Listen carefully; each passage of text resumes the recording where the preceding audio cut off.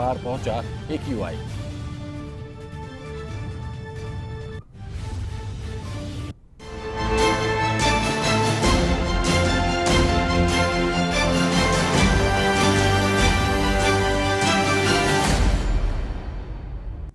नमस्कार, UP live देख रहे हैं आप और मैं हूं आपके साथ शिवम चतुर्वेदी। बुलेटिन की शुरुआत करते हैं। गोरखपुर दौरे के दौरान प्रदेश के मुख्यमंत्री योगी आदित्यनाथ ने गोरखनाथ मंदिर में पूजा अर्चना की और गायों को अपने हाथों से केला और गुड़ खिलाया, साथ ही उनका आशीर्वाद भी लिया, जिसके बाद उन्होंने मीडिया से भी बातचीत की। इस दौरान उन्होंने क्या कुछ कहा, इसे जानने के लिए देखिए एक खास रिपोर्ट।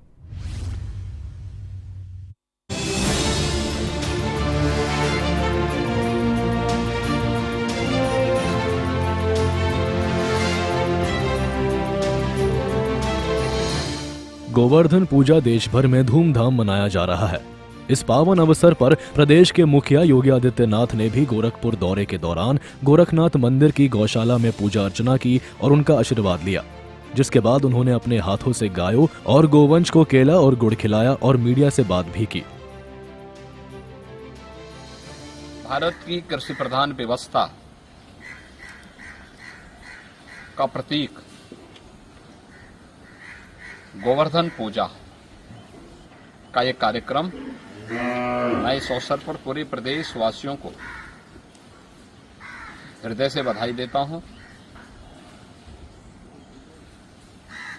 भारत जैसे कृषि प्रधान देश में गौ और गोवंश का महत्व क्या है, ये गोवर्धन पूजा जैसे आयोजन इस बात के प्रतीक हैं। और दीपावली जैसे महापर्व के साथ इस आयोजन को जोड़ करके इसकी महत्ता को और भी प्रभावी बनाया गया है। ये मेरा सौभाग्य है कि आज प्रातः मुझे गो पूजन करने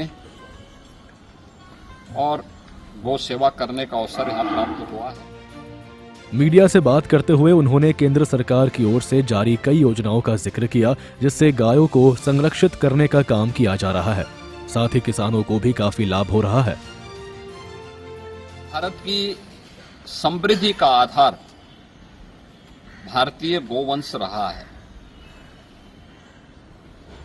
आज भी आदरणीय प्रधानमंत्री जी की प्रेरणा से देश में गोवर्धन योजना के अंतर्गत गाय के गोबर से बायो कंपोस्ट बनाने और इथेनॉल बनाने के जो अभिनव कार्यक्रम प्रारंभ हुए हैं, ये गोवंश के संरक्षण और उनके संवर्धन में एक बड़ी भूमिका का निर्वहन कर रहे हैं। ये मुझे बताते हुए प्रसन्नता है, केवल पूजन ही नहीं बल्कि उसके अनुरूप कार्य योजना भी तैयार की जा रही है। इस दौरान उन्होंने राज्य सरकार की ओर से चलाई जा रही योजनाओं की भी जानकारी दी और बताया कि किस प्रकार राज्य सरकार गायों और गोवंश की संरक्षण का काम कर रहा है, जिससे गायों को पर्याप्त मात्रा में आहार मिल सके, साथ ही लोग गोपालन को लेकर प्रोत्साहित हो और वे गोपालन करें। देश में 16 लाख गोवंश ऐसा है जिसे हम प्रदेश सरकार के द्वारा अनुदानित कर रहे हैं या जिसकी सहायता आज राज्य सरकार खड़ी है। अन्नदाता किसानों की फसल को नुकसान न हो, इस दृष्टि से यह एक प्रयास प्रारंभ किया गया है। 3 प्रकार की योजनाएं हैं। निराश्रित गौ आश्रय स्थल की स्कीम, जिसमें हर गोवंश के लिए सरकार के स्तर पर हम लोग प्रति माह 1500 रुपये उपलब्ध करवाते हैं। ऐसे ही सहभागिता स्कीम है, जिसमें किसी भी अन्नदाता किसान के द्वारा अगर गोवंश के संरक्षण और संवर्धन के अपने इस कार्यक्रम के साथ जुड़ता है तो 4 गोवंश उसे प्रदान किया जाता है निराश्रित गौ आश्रय स्थल से, और वह उनकी देखभाल करता है। हर महीने उसको प्रति गोवंश का 1500 रुपये हम देते हैं। यानी अगर वह 4 गोवंश का देखभाल कर रहा है तो आसानी से वह परिवार 6000 रुपये सरकार से मासिक प्राप्त कर सकता है। ऐसे ही तीसरी स्कीम है कुपोषित परिवारों के लिए। जो कुपोषित माताएं हैं, बच्चे हैं, जिन परिवारों में उन्हें हम एक निराश्रित गौआश्रय से ब्याई हुई गाय देते हैं। वे गौ सेवा भी करें, गाय का दूध भी लें और उन्हें 1500 रुपये महीना इस स्कीम के अंतर्गत देते हैं। और मुझे प्रसन्नता है कि बड़ी संख्या में लोगों ने इस योजना का लाभ लिया है। गौरतलब है कि गौपालन को लेकर केंद्र सरकार हो या राज्य सरकार, दोनों ऐसे कई योजनाएं चला रहे हैं जिससे अब किसान खेती के साथ साथ गौपालन भी कर रहे हैं और सरकार की योजनाओं का लाभ ले रहे हैं, जिससे उनकी आमदनी में लगातार वृद्धि हो रही है। ब्यूरो रिपोर्ट, सूर्य समाचार।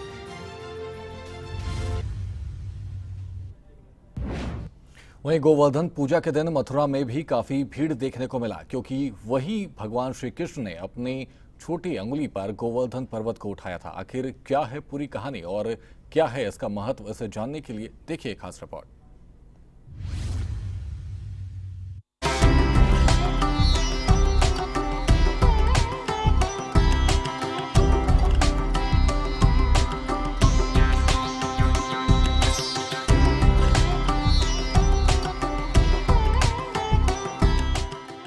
गोवर्धन पूजा देश भर में धूमधाम से मनाया जा रहा है, जिसे लेकर मंदिरों में भी श्रद्धालुओं की काफी भीड़ देखने को मिल रही है, जो मंदिर में भगवान श्री कृष्ण की पूजा कर रहे हैं।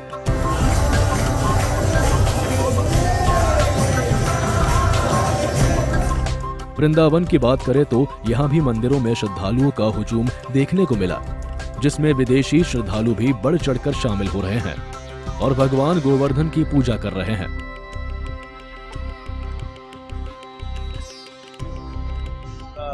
Panchagauda, Temple President, Vrindavan, ISKCON.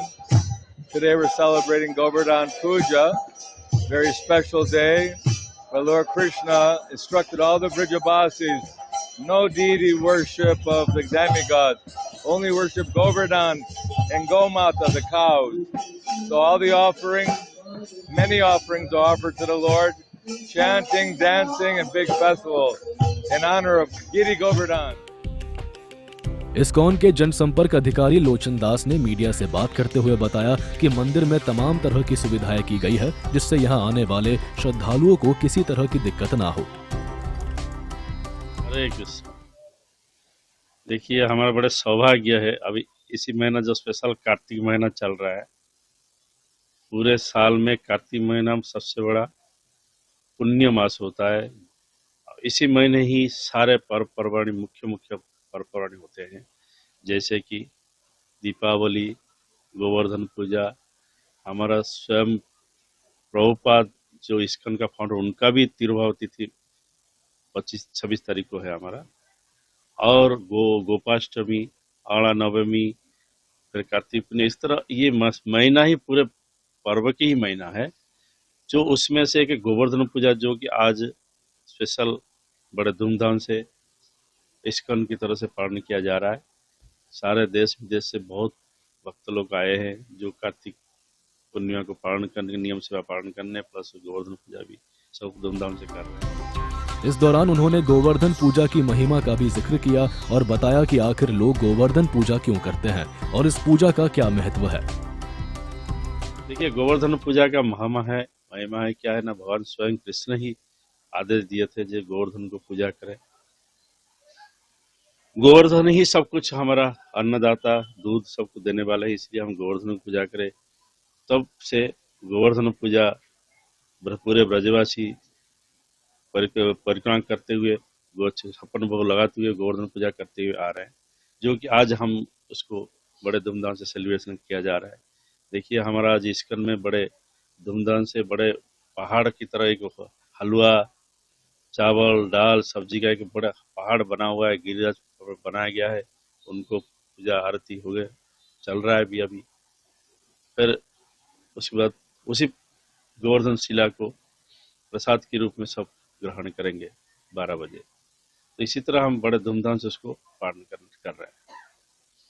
Giriraj का अभिषेक भी हो रहा है, गिरिराज का अभिषेक भी किया जा रहा है।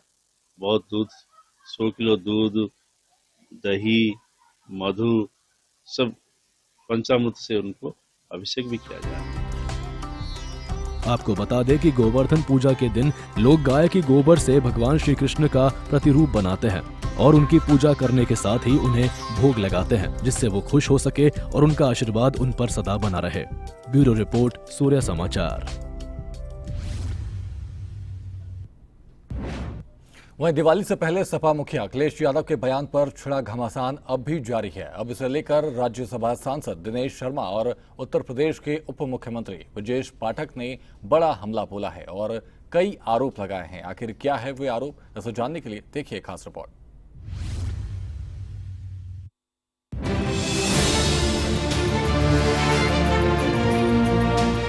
समाजवादी पार्टी के नेता अखिलेश यादव के बयान पर जारी घमासान कम होने का नाम नहीं ले रहा है। आपको बता दें कि अब इसे लेकर राज्यसभा सांसद दिनेश शर्मा और उत्तर प्रदेश के उप मुख्यमंत्री ब्रजेश पाठक ने अखिलेश यादव पर हमला बोला है और वोट की तुष्टीकरण की राजनीति करने का आरोप लगाया है। दिया जलता है, दिल नहीं जलना चाहिए। कुछ लोगों का दिल जलता है, दिया तो प्रकाश करता है, प्रकाश सबके लिए होता है। अब दिया से उनका नफरत क्यों है? मैं समझता हूँ दिया से नफरत इसलिए होगी कि उसको कुम्हार बनाता है, प्रजापति बनाता है। वहाँ पर रामोत्सव से नफरत इसलिए है कि वहाँ पर आते हैं तो मल्लाहों को नाव चलाने के लिए सरयू जगह मिलती है। नफरत उनको इसलिए हो सकती होगी कि वहाँ भगवान की पूजा में फूल आते हैं, वो माली लाता है। तो यानी पिछड़ों से उनका जो नफरत है वो दूसरे शब्दों पे आई है। मैं समझता हूँ एक दूसरे पर टिप्पणी करने के बजाय बड़ी लकीर खींचने की तरफ बढ़ना चाहिए। दरअसल समाजवादी पार्टी हो या अन्य दूसरे दीगर दल के नेता जो केवल वोटों के खातिर तुष्टीकरण की राजनीति के तहत सनातन धर्म के विभिन्न विषयों पर लगातार अनर्गल टिप्पणियां करते रहते हैं। समाजवादी पार्टी को स्वयं चिंतन मनन करना चाहिए। जब उनके यहाँ कोई घर में कार्यक्रम होते हैं, चाहे शादी विवाह हो या अन्य कोई शुभ कार्य हो, तो वो ब्राह्मण को बुला करके श्री गणेश का पूजन, माता लक्ष्मी का पूजन और सभी देवी देवताओं का पूजन करके ही अपना गृह प्रवेश करना हो, विवाह करना हो, घर में मुंडन पसनी करनी हो, सब कुछ करते हैं। और आम जनता को केवल तुष्टीकरण के लिए वोट की पॉलिटिक्स के कारण तरह तरह के अनर्गल बयान जारी करते हैं। जहां तक अन्य नेताओं का सवाल है जिन्होंने माता लक्ष्मी पर टिप्पणी की है, सब लोग जानते हैं कि हमारी सनातन संस्कृति अक्षुण्ण है। सदियों से इस पर हमला होता आया है और जितने हमलावर थे वो अपनी गति को प्राप्त हुए हैं। मैं सभी नेताओं से कहता हूं, कृपया आप चिंतन मनन करें और आंतरिक रूप से अपने मन को झांकें कि जब आप पीड़ा में होते हो तो आप भी याद करते हो। और जो इस प्रकार के विकृत मानसिकता के तहत इस प्रकार की अनर्गल बयानबाजी कर रहे हैं, देश के लोग, प्रदेश के लोग इसे कभी स्वीकार नहीं करेंगे। और आने वाले दिनों में मैं आप लोगों से भी कहता हूं, आप देखिएगा इनके घर में कोई गृह प्रवेश हो तो देखिएगा, घर बनाएंगे तो काली भड़िया टांग के आएंगे, नजर न लग जाए। और शादी बारात होगा बेटा बेटी का तो सबसे पहले ब्राह्मण को बुला करके गणेश पूजन कराएंगे, पितृ पूजन कराएंगे। और ये सब केवल वोट की पॉलिटिक्स है और कुछ नहीं है। मीडिया से बात करते हुए दिनेश शर्मा ने पीएम मोदी के विजन का भी जिक्र किया और विपक्षी नेताओं पर निशाना साधा। वहीं उप मुख्यमंत्री ब्रजेश पाठक ने भी विपक्षी पार्टियों के शासनकाल पर निशाना साधा और कई सवाल पूछे। अब गरीब तो इसीलिए है ना कि इस प्रकार के बयान देने वाले आ जाते हैं बीच बीच में। अगर इस प्रकार की बोलने वाले ना आए तो अभी 25 करोड़ लोग गरीबी से रेखा से ऊपर उठे हैं। प्रधानमंत्री की यही तो इच्छा है। वो बोलते थे ना कि जो है जो नीचे वाला है वो ऊपर उठे और ऊपर वाला उसका हाथ पकड़े, दोनों जमीन पर आवे और एक साथ भाव से सब रहे। ये सबका साथ, सबका विकास, सबके लिए प्रयास और सबका विश्वास, यही तो प्रधानमंत्री का प्रयास है जो स्वामी जी बोल रहे हैं। बीच बीच में इस प्रकार के लोग जो टोंक देते हैं ना, तो उस प्रगति में बाधक लोग हैं, ये डिवाइडर लोग हैं। तो स्पीड ब्रेकर से थोड़ा सा स्पीड कम होने लगती है, लेकिन अब स्पीड ब्रेकर पे भी सड़क अच्छी बन रही है, जो विकास की सड़क है। कि इस प्रकार के जो भी देश विरोधी ताकतें हैं, उन लोगों को प्रशय या समर्थन ऐसी जगह पे ही मिलता है जो लोग तुष्टीकरण की पॉलिटिक्स करते हैं। हमारा मानना है कि अपने प्रदेश को, देश को माननीय मोदी जी के नेतृत्व में बहुत तेजी के साथ आगे बढ़ाने के लिए हम सबको एकजुट होकर के विकसित भारत के संकल्प के साथ जुटना होगा और प्रदेश तेजी के साथ आगे बढ़ रहा है। आप स्वयं जो हमारे जर्नलिस्ट भाई हैं, आप उनसे पूछिए कि 2017 से पहले उत्तर प्रदेश की प्रति व्यक्ति आय क्या थी, उत्तर प्रदेश के लोगों का जो जीवन स्तर क्या था, उत्तर प्रदेश की सड़कें कैसे थीं, उत्तर प्रदेश की बिजली कैसी थी, उत्तर प्रदेश का हेल्थ सेक्टर कैसा था, उत्तर प्रदेश की परिवहन व्यवस्था कैसी थी, समेकित विकास की जहां तक बातें हैं, और 25 करोड़ लोगों को गरीबी की रेखा से माननीय मोदी जी ने ऊपर उठाने में कामयाबी हासिल की है। गौरतलब है कि दिवाली से पहले सपा के मुखिया अखिलेश यादव और पूर्व कैबिनेट मंत्री स्वामी प्रसाद मौर्य ने विवादित बयान दिया था, जिसके बाद से वे लगातार हिंदू संगठनों और बीजेपी के निशाने पर है। वहीं इसे लेकर जनता में भी काफी आक्रोश है। ब्यूरो रिपोर्ट, सूर्य समाचार।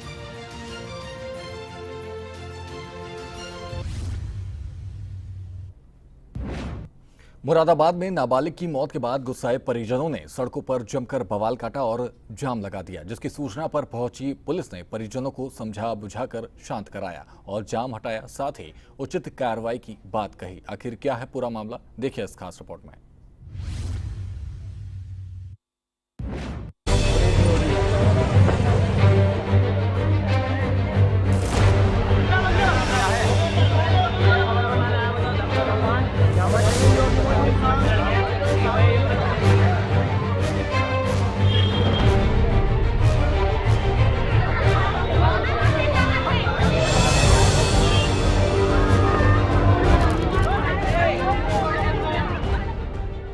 उत्तर प्रदेश के मुरादाबाद जिले से एक दर्दनाक घटना सामने आई है, जहां मुंडा पांडे थाना क्षेत्र में 14 अक्टूबर की रात घर से निकली एक नाबालिग लड़की घायल अवस्था में मिली थी, जिसका इलाज चल रहा था, लेकिन इलाज के दौरान मंगलवार को उसकी मौत हो गई। बेटी के साथ रेप हुआ, मेरी 4-5 लड़कों ने करा मेरी बेटी के साथ। मेरी लड़की जंगल में पाई हुई है, कांटे बांटे सब, उसके कपड़ों में कांटे, बालों में कांटे, सब मैंने निकाल के फेंके कांटे बांटे सब। क्या नाम, कब का वाक़या? कब? 14 तारीख की रात को। कौन लेकर गया? घर से एक लड़की ने बुला के लेकर गई थी।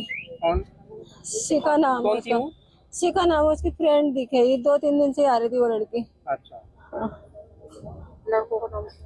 लड़के का नाम जतिन अनमोल। ये लेकर गए थे? हाँ। क्या हुआ था फिर उसके बाद, कहाँ मिली थी आपकी बेटी? उसके बाद मुझे हॉस्पिटल में मिली थी। कहाँ से गिरी थी? उस लड़की ने, मुझे नहीं पता कहाँ बुलाया था, कहाँ नहीं। फिलहाल मुझे इतना पता मेरी लड़की के साथ रेप हुआ और लड़की मेरी जंगल में पाई गई थी। कांटे उटे निकले उसके शरीर में, उसके क्या कहते, बालों में, हाथों में, रुपट्टे में, सब कपड़ों में वो कांटों में हो रही थी। जिससे आक्रोशित होकर मृतका के परिजनों ने सड़क पर जाम लगा दिया और प्रशासन से न्याय की मांग की। मृतका की मां ने रोते हुए 4 से 5 युवकों पर गंभीर आरोप लगाए हैं। उन्होंने बताया कि 14 अक्टूबर की शाम उनकी बेटी अपनी एक परिचित लड़की के साथ घर से मोमोज खाने के बहाने निकली थी। रात भर वो घर नहीं लौटी। अगले दिन सुबह जंगल के पास घायल अवस्था में मिली। घटना ये है कि वो 14 तारीख की 6 बजे शिका आई लड़की दूसरी और मेरी पोती को ले गई कि मैं चल मोमोज खाने चल रहे हैं आशी। फिर हमें देखते देखते 8:30 चली गई आशी। शिका ले गई बुला कर, आशी चली गई। 8:30 बज गए। फिर शिका की माँ आई हमारे घर, बोले तुम्हारी आशिका मेरी शिका का एक्सीडेंट हो गया रामपुर दुराए पर। तो रामपुर दुराए पर कैसे पहुँची? और उसके धोरे फोन भी आ गया शिका की माँ के धोरे। और जब हमने जाके देखा तो शिका अच्छी खासी उठ के खड़ी होकर अपनी माँ के संग आ गई हमारे तो क्या हुआ था शिका के साथ? शिका वो आशी के साथ पता ना, जे लोग तो कह रहे हैं क्या करा क्या नहीं करा, जे तो कह रहे हैं एक्सीडेंट हुआ।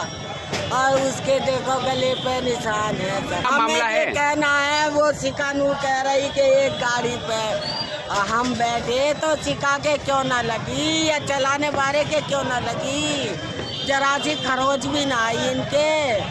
मेरी पोती को आज 8 दिन हो गए मंगल के दिन से और मेरी खत्म हो गई री लाड़ो को। तो शिखा क्या कह रही है, आशी की डेथ कैसे हुई, आशी की मौत कैसे हुई? वो कह रही है कि वो तो वहाँ चली गई, गाड़ी पे बैठ के आ गया, गाड़ी फिसल गई।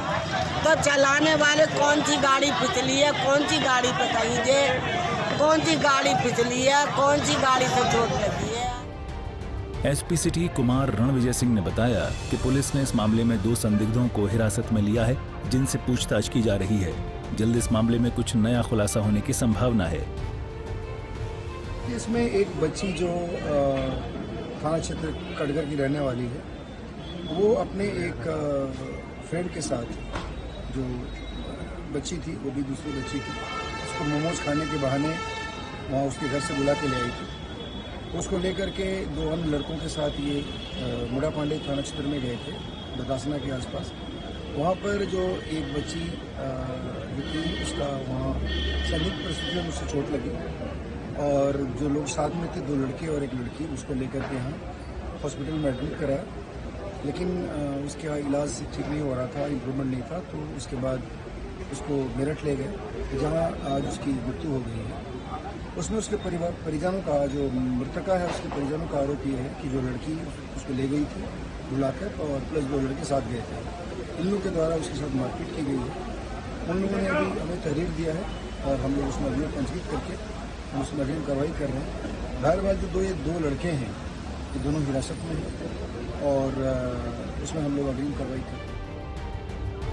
मृतका की मां और दादी के मुताबिक इस घटना में कहीं न कहीं मृतका की दोस्त भी संदिग्ध नजर आ रही है, जिसे लेकर पुलिस लगातार पूछताछ कर रही है।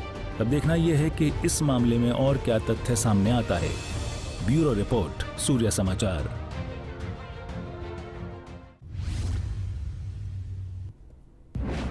फिलहाल यूपी लाइव में इतना ही। आप बने रहिए सूर्य समाचार के साथ। नमस्कार।